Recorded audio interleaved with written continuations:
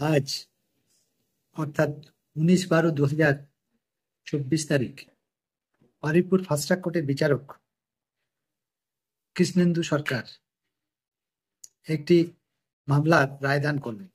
মামলাটি জয়নগর থানা case number 691/2013।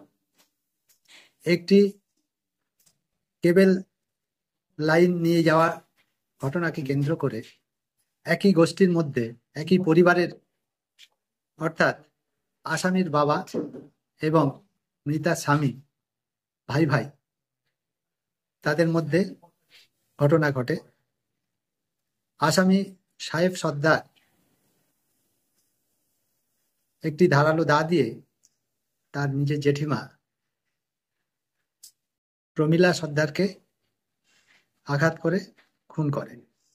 আঘাত করার পরে রক্তাক্ত জখম হয়, তাকে পদ্মেরহাট রুরাল হসপিটালে নিয়ে যাওয়া হয় এবং ডাক্তার তাকে মৃত বলে ঘোষণা করে। এই ঘটনায় সাহেব সর্দার সহ আরো 4 জন আসামি ছিল। এই টোটাল 5 জন আসামির মধ্যে 4 জনকে সাক্ষী অভাবে কোর্ট তাদেরকে মুক্ত করে দেয়, কিন্তু সাহেব সর্দার এই কেসের মূল আসামি হিসেবে তাকে যাবজ্জীবন সশ্রম কারাদণ্ড আমৃত্যুকারী সাজা ঘোষণা করেন এবং 5,000 টাকা জরিমানা করেন। সেই সাথে যে 4 জন মুক্ত হয়েছে তাদের 4 জনকে 3,000 টাকা 2 জন জামিনদারের অধীনে 6 মাসের জন্য শান্তি রক্ষার বন্ড দেওয়ার জন্য আবেদন দেয়। এই কেসটা আমি কন্ডাক্ট করেছিলাম, আমি সরকারি আইনজীবী শ্রী রথীন্দ্রনাথ নস্কর, এবং এই কেসে পুলিশ পার্সন আমাদের এসপি মনিটরিং এর যারা ছিলেন তারা খুব সাহায্য করেছিলেন। কারণ একটা কাজ করতে গেলে একটা টিম ওয়ার্ক থাকে। কেসের আলামত বা যাবতীয় জিনিসপত্র আনা নেওয়া, সাক্ষী আনা নেওয়ার ব্যাপারে তারা সর্বতভাবে সাহায্য করে।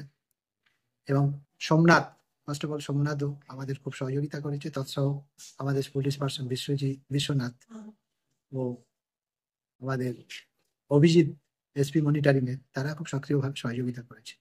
এবং এই রায় পেয়ে মৃতার পরিবার খুব উল্লসিত এবং খুব উৎফুল্ল। তারা অন্তত মনে একটা শান্তি পেল।